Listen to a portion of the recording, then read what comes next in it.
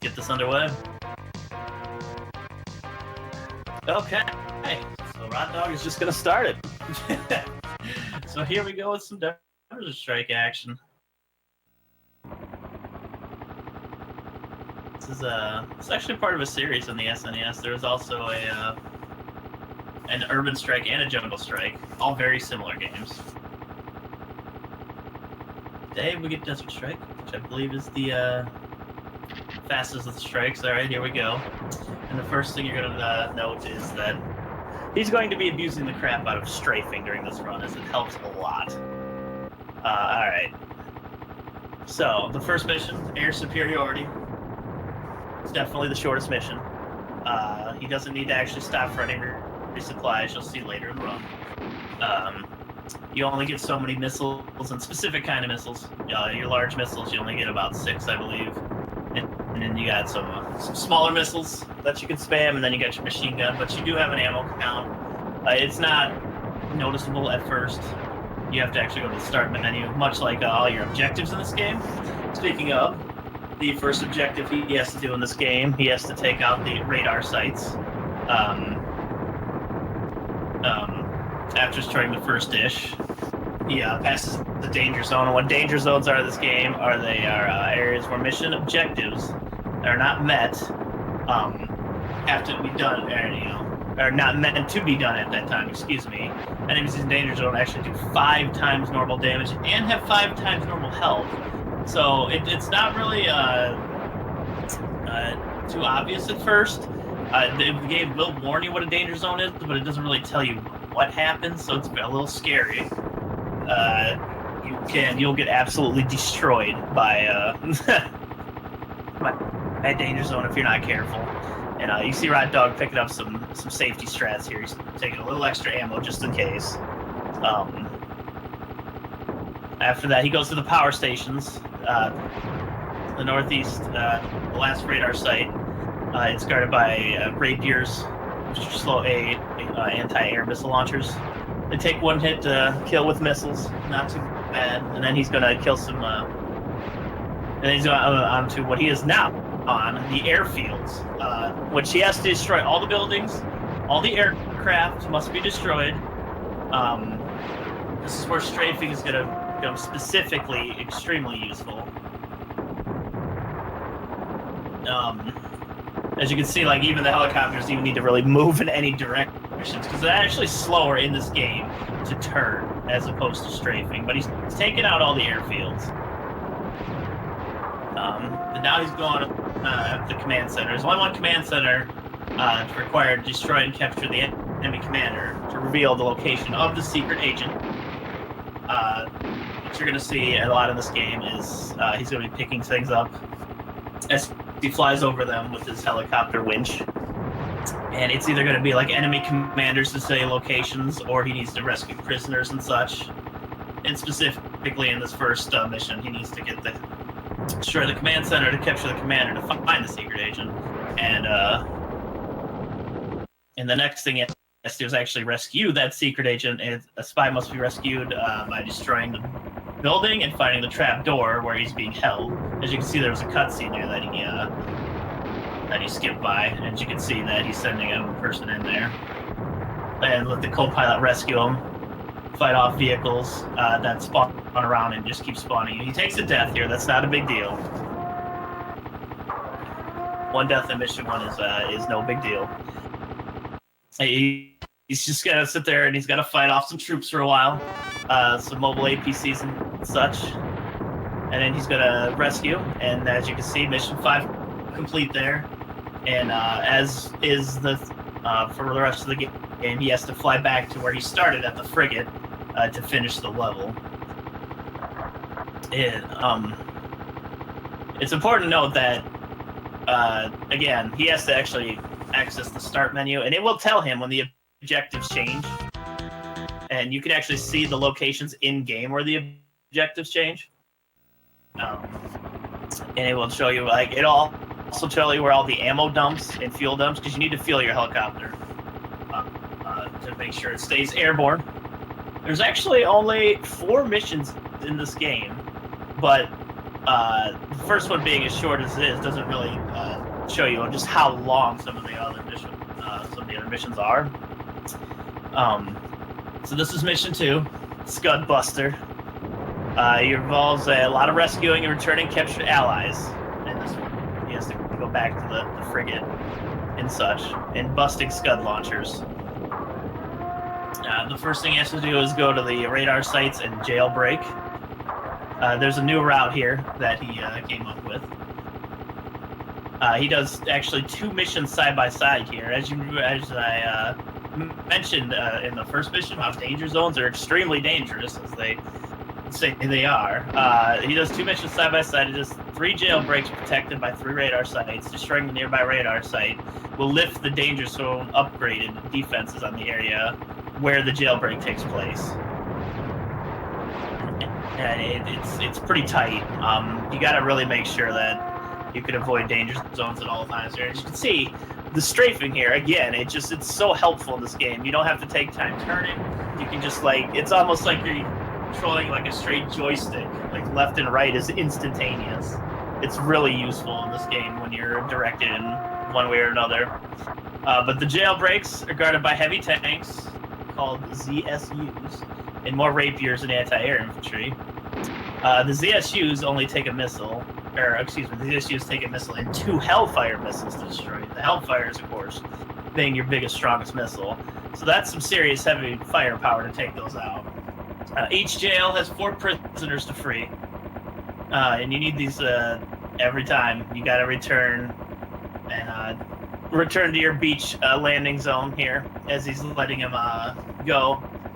And their ship that'll rescue them, send them to freedom. They so desperately seek. Only 10 prisoners are required to finish the mission, but you can actually only carry 6, so he's going to have to take 2 trips.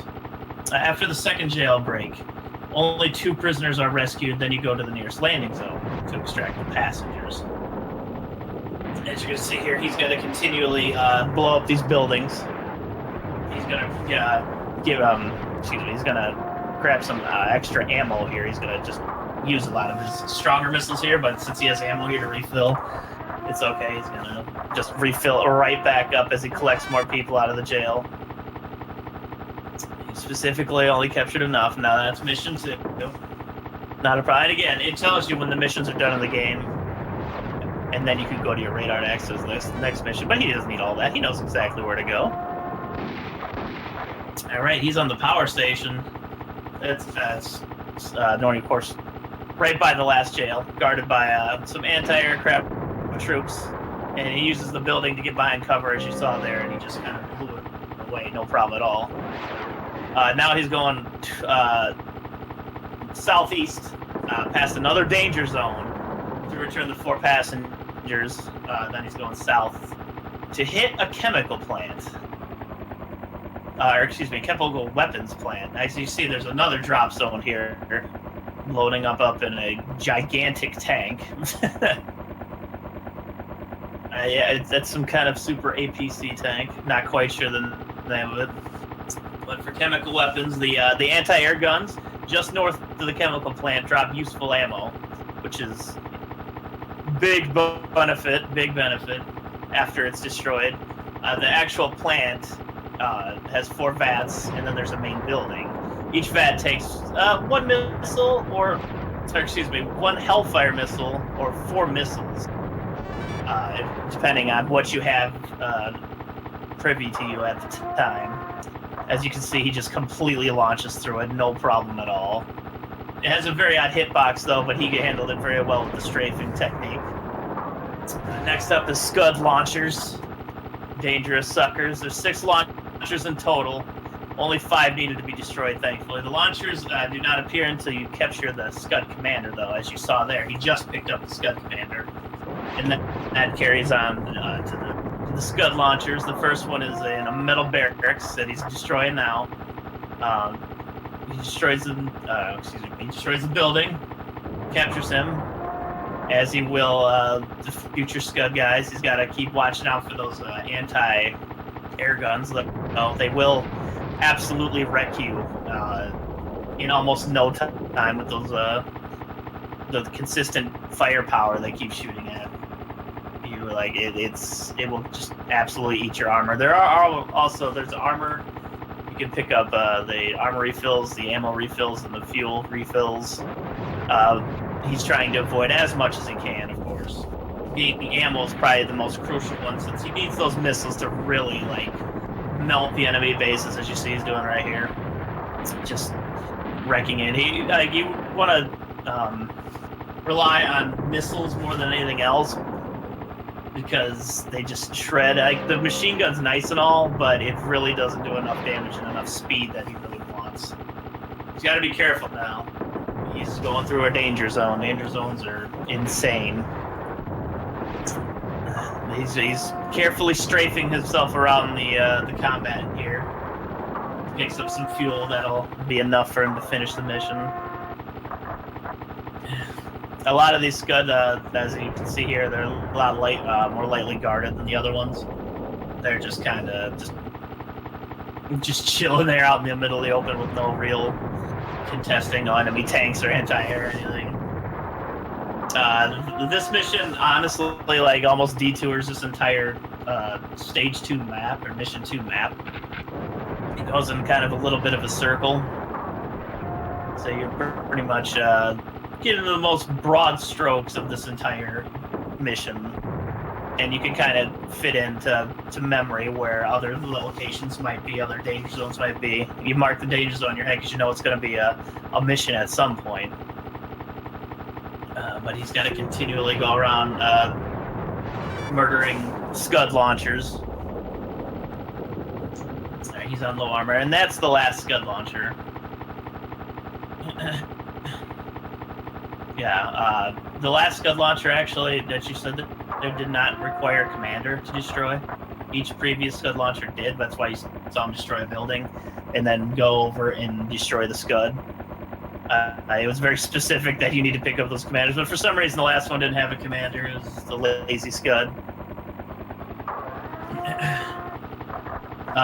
After that, you obviously take your commanding prisoners back to the beach. He loads up on some fuel and some ammo, and he's going to a POW camp now. The danger zone after the power station was the POW camp, by the way. 4 buildings surrounded by a fence and 4 guard towers. Each building contains 4 prisoners, and only 14 of which need to be rescued. The important note here is he's going to have to take 3 trips, though. Each side of the camp has guard towers, which only takes 2 Hellfires to destroy. But you need to be strafing because you need to be careful here. Again, he's working with low armor, so he's gotta be careful. Even the little regular gun-toting soldiers can take down a helicopter in this game. After that, a few reinforcements in the form of ZSU tanks are going to come back, and we know the ZSU tanks tank extra missiles because they're very armored, they're very powerful. But this is where he's just going to melt them with using his Hellfighters to get them out of the picture right away because they're just way too dangerous. They're like 1 or 2 shots will just completely shred poor helicopter here. As missions go on, also to note that your co-pilots will get better. You will actually, I believe, rescue one in the future that will improve your winch speed. Like the ladder that comes out of the helicopter, it can be improved speed-wise. Not that it's a huge deal because he's not going to be under constant attack too much, but it's nice to just be able to pick up the ammo a little faster, saves a little bit of the frames. Yeah. But as you saw, he has to destroy the prisons by the side, put a little hole in the building, and the little guys come out and he rescues them. He's coming back here to rescue the remaining prisoners as much as he can hold until he can take them to the drop zone. There's another ZSU giving him a little bit of trouble there, but he takes it out as fast as he can. It's a nice, relaxing, rescue mission. A little close there again, right at the end. The ZSUs like to come out, and the camera angle can play tricks on you. If you're not careful, you can run right into one of those ZSUs or like an anti-air troop or any kind of anti-air gun, and it'll pink away or it'll just shred you, depending. The good thing about this mission, as you can see, is there's a landing zone right nearby, so the 3 trips are pretty quick. You can go over there and smash a building, pick up some troops, smash the ZSU and ZSU tank, and just return them right away. No biggie. So to sum this mission up, he had about 5 total trips to rescue. And as you can see there, it says mission 6 complete. As he grabs the last 2 POWs. They don't need to actually be returned to that other landing zone. They could just return right to the frigate with you, which is nice. And this is going to end this mission. This is going to be the last rescue that you need on this mission. He's going to go right back to the frigate, go back to the briefing room. He's going to continue on to mission 3 in just a second here. As you see, it's very important to memorize the location of all these buildings and the location of the frigate, so you don't have to hit pause and check out where you are all the time. It's going to take a landing here, and that's going to be it for mission 2. Good stuff, Rott. Good stuff. We're going to move on to mission 3, which is Embassy City. This is the longest mission in the game. He's got to rescue tons of hostages in this mission, and you just gotta love how he just continually strafes diagonally upwards. No issues at all. The controls of this helicopter flawless. Starts with the U.S. inspectors in this mission, and of course, as all missions do, you start on the frigate, and you get the silly little strafing for quite a bit of this mission. So you get on the stage. That's kind of a trademark for the Strike series. Is you gotta spend a little time getting to the stage in some way or form, and you start way off. But that little strafe he did was actually slightly faster in the beginning, so he saved some frames. So he uses the hills earlier as visual cues to the embassy, so that way he had a decent way of remembering how to get up there. The inspectors were hiding in the vans up there, under attack by a tank, and a little bit of ground troops. Nothing to worry about. Only 5 inspectors actually need to be rescued and taken to the nearby landing zone, which he is doing now. The inspectors are going into that lovely tank over there. And after he finishes rescuing these guys, he's going up to the biological weapons facilities again. These pesky biological weapon facilities they're always in the way, so naturally we have to destroy them. There's 6 of these facilities on this mission. Each need to be damaged, so the scientists can flee and you can capture them.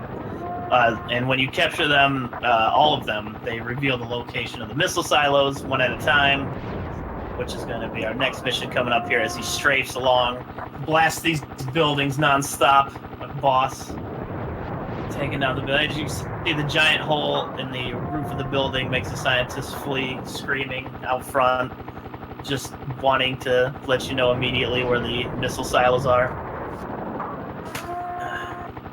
Very effective technique here. The first missile silo, by the way, is going to be southwest of the biological weapons plants. So he's going to take off here a second here, southwest. He's going to pick up a little extra ammo. He used a ton of it on those buildings, but you saw he purposely stood that last scientist there, save right next to the ammo, so he could waste all his better missiles and just hit the scientists running right away. And as you can see, first missile silo right there. Yeah, he takes it out, no problem at all. It's hidden under the sand dunes. But it's easy to find because there's a tank right next to it. And that's how he visually remembered where it was. Each silo takes 2 missiles to destroy, by the way. They are hidden. The second silo is further south, as he is here now. He takes it out, no problem at all. Also hidden under the dunes. And after he's done with this one, he's flying down the coastline, but over the water. This is because of a weird glitch in the game, where you do not exhaust fuel when you fly over the water. I assume That's because the game thinks you're still at like the starting area and doesn't want to use any of your fuel or weapons or anything like that. But when you fly over the water, no fuel is taken. Very important. Keeps you up in the air for much longer. That way you don't have to hit those nasty fuel drums and keep them saved up. And he dumps the passengers there. Now he's going to deviate a little bit. He's going to the power station, which is supposed to actually be the 5th objective here. But for some reason, they don't actually pop the danger zone here. So while he's right here, he's just going to shred the 5th objective. It's also right next to a missile silo.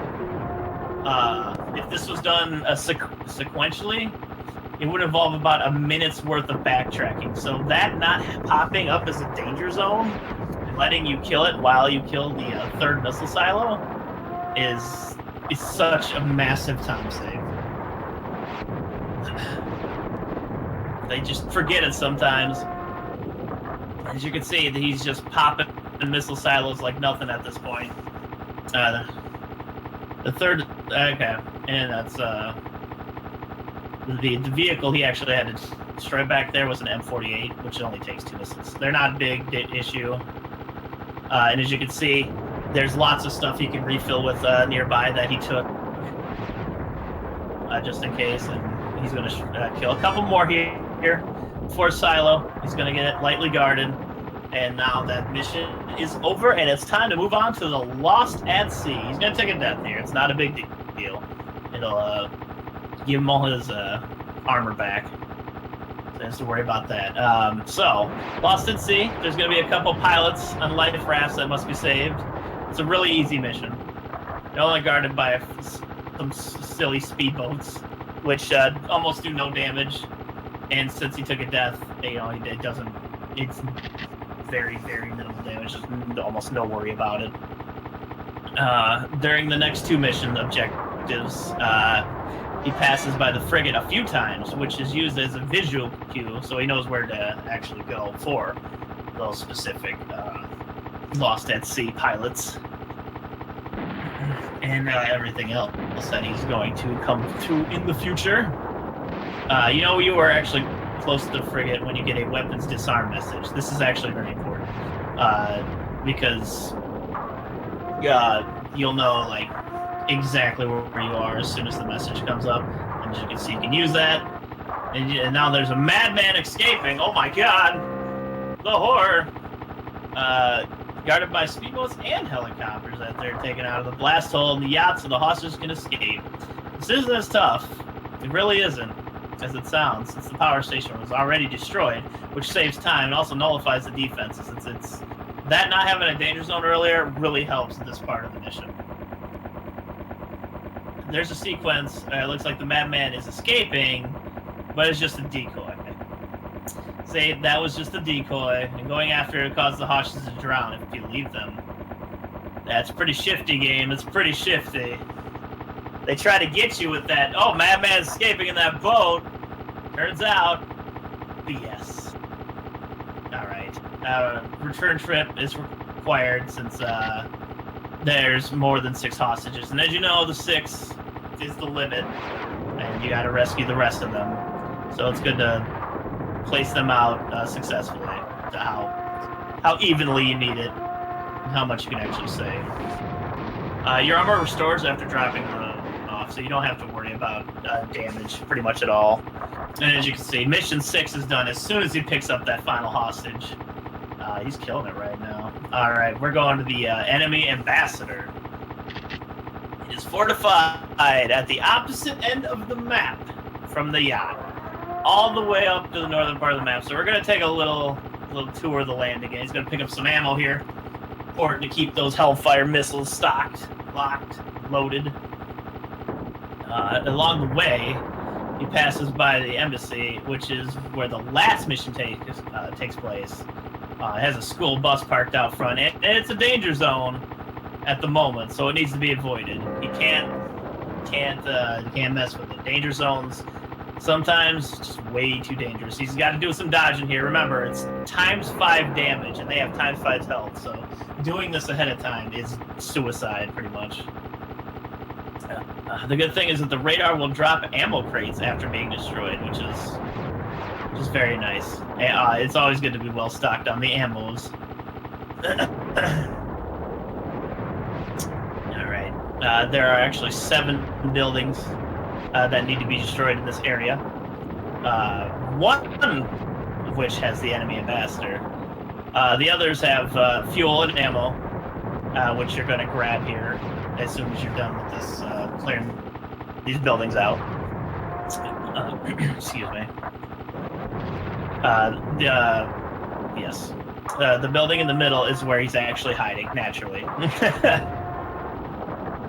There's another M48 around here that you need to destroy in one of the buildings, which is going to do. And that's, and there you go.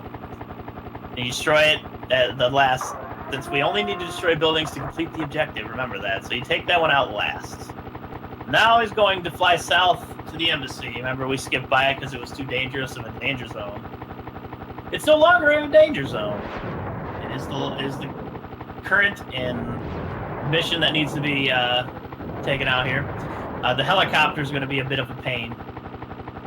You need two Hydras, which, you know, the big daddy missiles, and a missile to take them down. So they have some beef to them. Oh, as you can see here, it's actually poking him as he's trying to drop off the hostages there. So he's a little armor ticking there. Not too big of a deal. He's going to destroy the gate here and get the bus coming out here. After clearing all the vehicles, of course. Got to make sure it's safe. Land. Escort all the hostages onto the bus. Okay. As this is happening, vehicles are spawning around that need to be taken care of.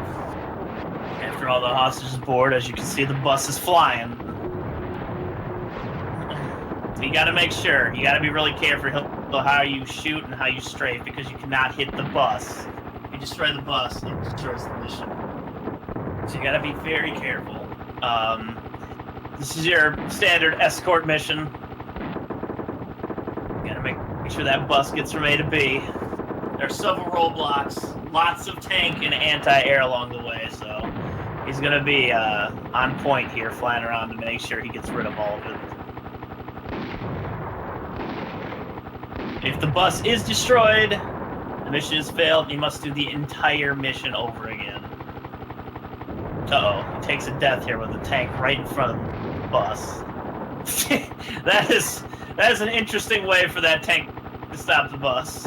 He's just kind of sit in front of it and the bus runs into it. You know, whatever.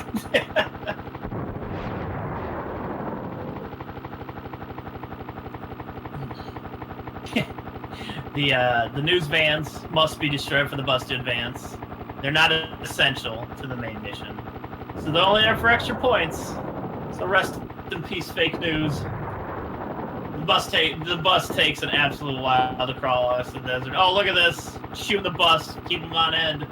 Are they being attacked right now? They don't know. And after, at the end here, after you see the bus stop, you only need to actually pick up the co-pilot and return to the frigate. This is by far the longest mission, simply because this bus takes absolutely forever to get from A to B, weaving through the streets with perfect turning accuracy. I'll say that bus is in pretty good condition for going through a war zone like that. He's at low fuel. He should have enough to finish the mission. That shouldn't be an issue, though. So you just get to watch this bus continually ride down the road. Oh my god, it's going off-road like giant yellow buses can with ease, especially in the desert. Right, he's got to be careful here. He really doesn't want to hit that bus. He destroys the little guard ramp, puts down the bridge, Boom. Runs out of fuel just in time. Well planned out there. Well planned out. And he's just gonna keep escorting this bus. Continuing through here. As you can see, he's riding the bus now. You almost wish you could winch down, grab the bus, and be like, all right, I'm bringing you over here. Move it.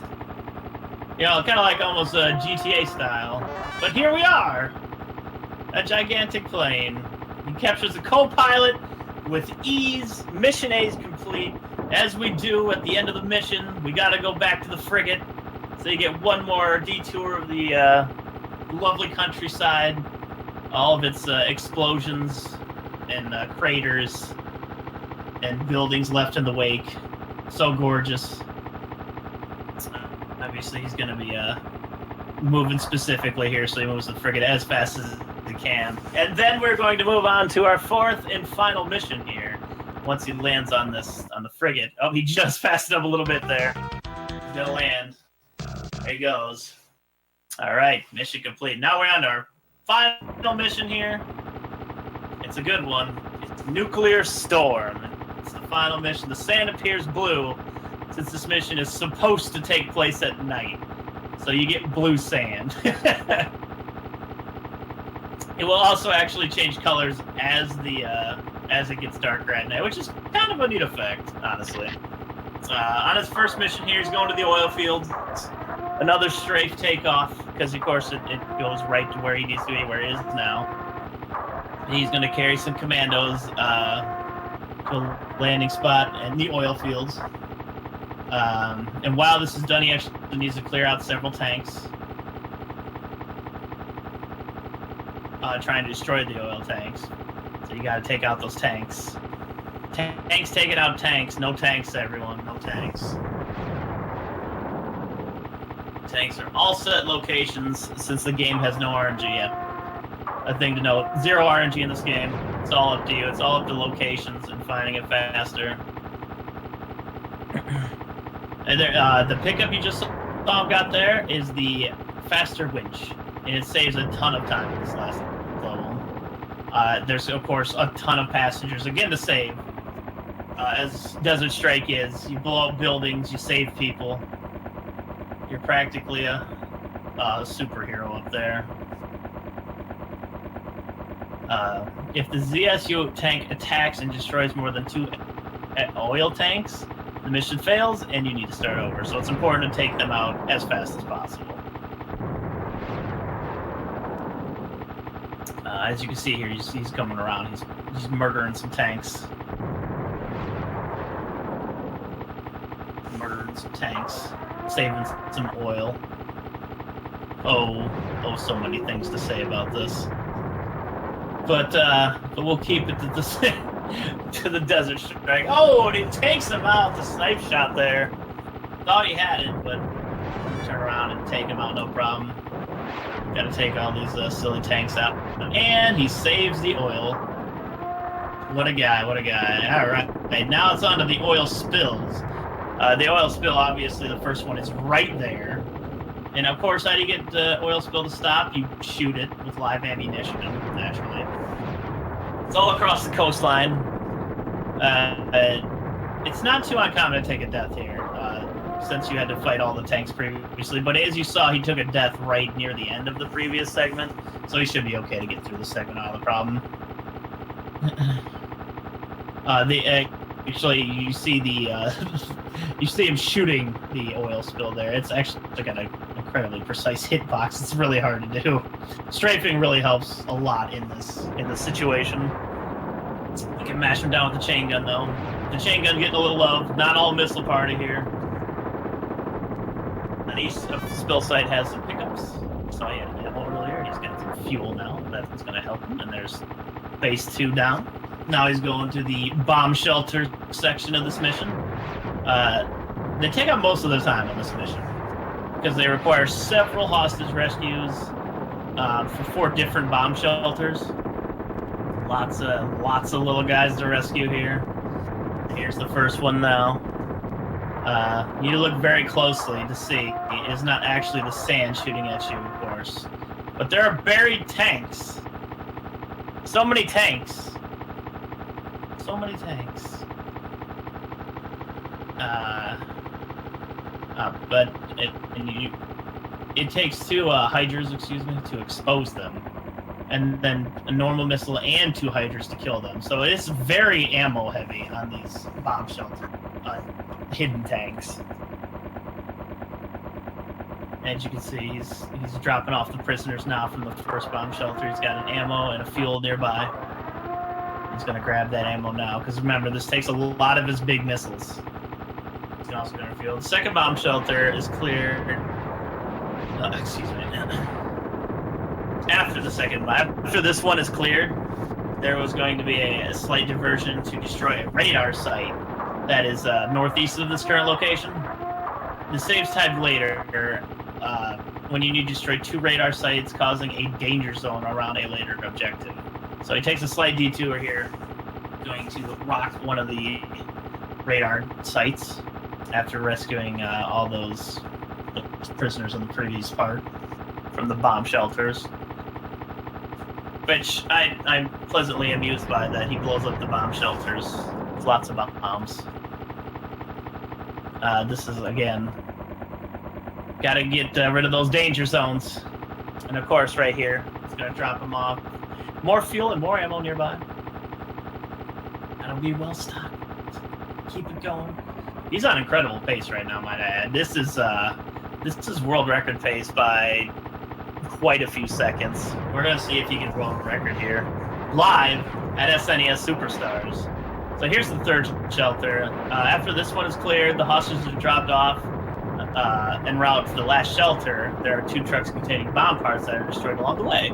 This saves time again on the next objective, since the route to there coincides with the truck spawn points.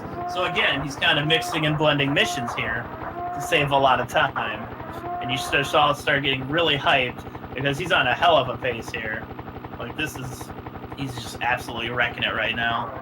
This could be this game's first sub 44, and he's on definite pace to do it. He picks up the ammo, drops the prisoners off. The next mission is the bomb parts. So him destroying the trucks while he's doing this mission, again, saves quite a bit of time for him. He's on his way to the last bomb shelter. Only requires 4 hostages to be freed on this one. Again, taking damage here isn't a big issue on this one. But you don't return the hostages for armor, since there's an armor pickup and extra life nearby. So both of these things are going to come very much in handy. There's the first truck.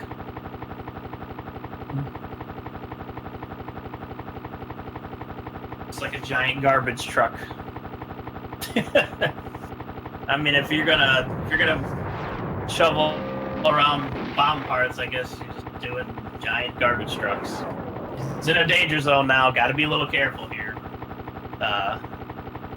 Let's get all those Franker Z hypes for the Rottdawg here, who's just absolutely slaying Desert Strike right now, all over the place. This isn't just gonna be a record. This is gonna be an earth-shattering record here. And this is the last shelter. Again, only 4 hostages are required to be freed. And there it is, mission 3 complete. Now it's on to the bomb parts mission. Destroying bomb parts requires finding several garbage trucks, carrying them around. Naturally, we saw 2 of them already. The objective is to destroy 5, but we've already taken out 2. So there's only 3 left. He's going to pick up some ammo here and some health. And there's one right there, right out the gate. There are several actual decoy trucks driving around that, if more 2 are destroyed, cause the mission to fail. It's actually impossible to tell which ones are decoys. If they are driving a direction that makes it so you can't see the back of them. You see how the back of that last truck had some bomb parts in it? But he found them. He finished mission 4, and after that he's going north. He's at this radar site here. That was the one protecting the nuclear plant. So once he takes that out, that danger zone is lifted.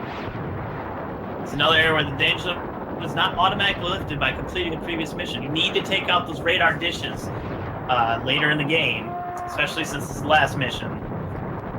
to make sure those danger zones go down. It's of the utmost importance. You cannot have it. So this is the nuclear plant. As of course you got your ammo back from destroying the previous radar site. So he's going ham all over this building. There's a lot of heavy silos around here. There's powerful AA guns. He's got to be really careful here. They take 2 missiles worth of damage to destroy. Luckily, there is, of course, ammo nearby, which he had taken, and death is acceptable. He got an extra life earlier. All right, but now he's going to the power station. Nuclear station down. Now we're going power station. Power. We're going straight west of the nuclear plant. There's a landing zone along the way, but you don't actually need to stop there. Since it takes a little longer, you want to stop for armor. He's got the extra life. You don't need that. So he keeps going. No worries at all. It's guarded by several enemies here.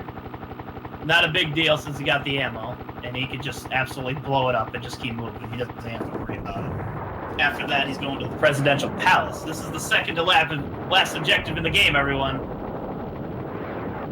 South of the power plant, hostile territory. Got to take out the hostiles. Got to be safe here.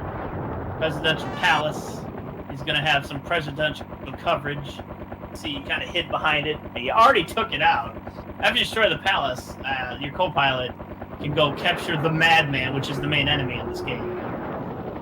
It seems like it's going to end, but you learned it was a trap, and the Madman is escaping in his jet with your co-pilot captive. So you head west. He takes a death here. Not a big deal. He got the extra life. Heads west. He gets more ammo. Takes some death. It's the very last objective in the game. World record pace, everyone.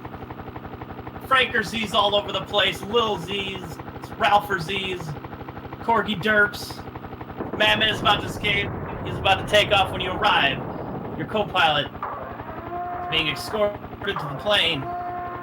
Once he enters the plane, you need to blat a hole in the side of the plane, and like most of the buildings in the game. He runs out of the wing. He can be rescued. And then you capture and you rescue him. You capture the pilot. The Madman has to fly the plane himself, and then the plane will start to take off. Oh my god! He spams it! Boom! That convenient ammo he had completely wrecked that. Boom, son! Boom! So I'm telling you, this time is incredible. He's got a world record by a crazy amount here. He's going back to the frigate. It's going to be GG when he gets the frigate, everyone. Prepare your GGs. And then make sure to wait for the epic end credits as Rottdawg flying in here. Could it be the Sub-43? Could he be living the dream right now? You don't know. I don't know. Weapons disarmed. He's near the frigate. We're coming in. Coming in for the end. Comes. And time! And he gets a Sub-43! He skips! Oh my goodness, he skips the Sub-44, goes straight for the Sub-43. What an excellent run by Rottdawg! 42.59, that is a world record by over a minute. He absolutely just destroyed this game in front of everybody at SNES Superstars. What an incredible run by Rottdawg. Make sure you follow that dog. Very excellent speedrunners. He's just here. He completely wrecked this game. What a run. What an incredible run. Takes out Madman, rescues his co-pilot. Everybody's saved. The oil fields are saved. It's a beautiful, it just brings a tear to your eye. All those people saved, all those nasty enemies destroyed. GG Rottdawg, incredible run. This is one of the 3 strike games on the SNES. You killed it. You should pick it up too if you're a speedrunner. If not, you should definitely follow Rottdawg so you can watch him kill the game in the future. Never seen a 43, that's right. He doesn't care about 43s are for babies. He goes straight to 42. Not a second thought in his mind. Excellent, excellently done, Rottdawg. Excellently done. As you can see, see the amazing cutscene here at the end of the game. You get to shake the president's hand. There's a Frank Garcia in the bottom right there. What is that? What is that in the sky? It seems the helicopter's made one more appearance. Oh, it's taken off. Look at the mad strafing skill of the Rottdawg. That is Desert Strike in its completeness. All 4 missions. No failed missions. What a stud.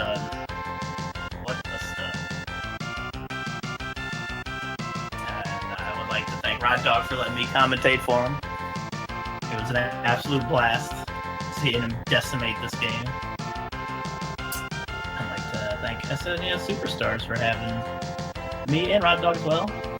You guys are doing a bang-up job, I gotta say. You guys are just the production value and the commentating, priceless. Yeah, and seeing another world record broken here at the SNES Superstars Marathon, also priceless. No, we are not a MasterCard commercial. But with that, again, thank you very much, Rottdawg and Toad, for the run and commentary. I do want to let everybody know that coming up next, we're going to have Robo-Truck, so stay tuned for that, and we'll get you right on to that. So again, this is the SNES Superstars Marathon here on twitch.tv/speedgaming.